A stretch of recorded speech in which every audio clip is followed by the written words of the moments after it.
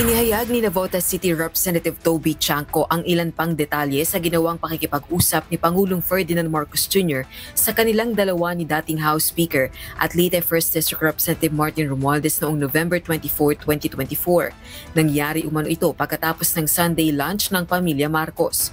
Ipinatawag sila sa opisina ni PBBM at pinagalitan umano ng Pangulo si Romualdez. Sobra na kayo, yan umano ang binanggit ng presidente dahil sa issue ng pambansang budget. Kapwa kasinenlo ni Congressman Chanco sina PBBM at Leyte Representative Romualdez. Ang sabi ni Presidente Marcos, ito, yung sinasabi ko hindi ko masabi na masasakit na salita. Bago niya sinabi yung kayo ni Saldi, kinukuha niyo yung budget. Pag-upo, ang bungad talaga kaagad ng presidente kay Martin is, Martin, kayo ni Saldi, ilan bang bahay sa Forbes ang gusto niyong bilhin? Ilan bang eroplano ang kailangan ninyo?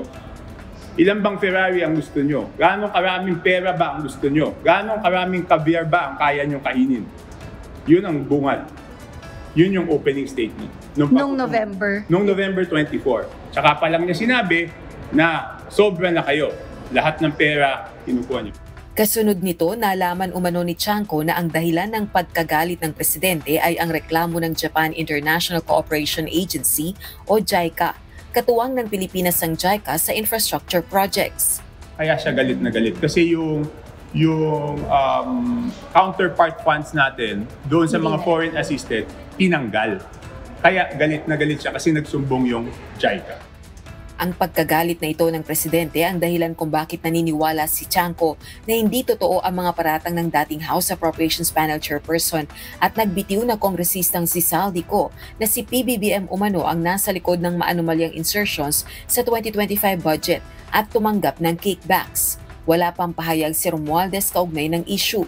Natanong din si Chanco kung sa tingin ba nito ay maaaring tumistigo mismo si PBBM laban sa dating House Speaker na si Romualdez.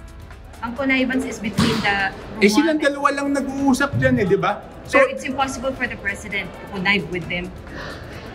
Hindi nga bakit siya magagalit sa harap ko? Bakit siya ipapatawag? The president testify against the former speaker. Testify, that's a good legal question. I think whatever he knows, kung ano man yung alam niya.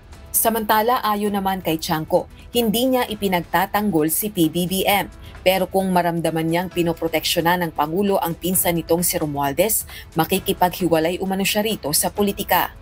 Rosalie Coz, UNTV News and Rescue.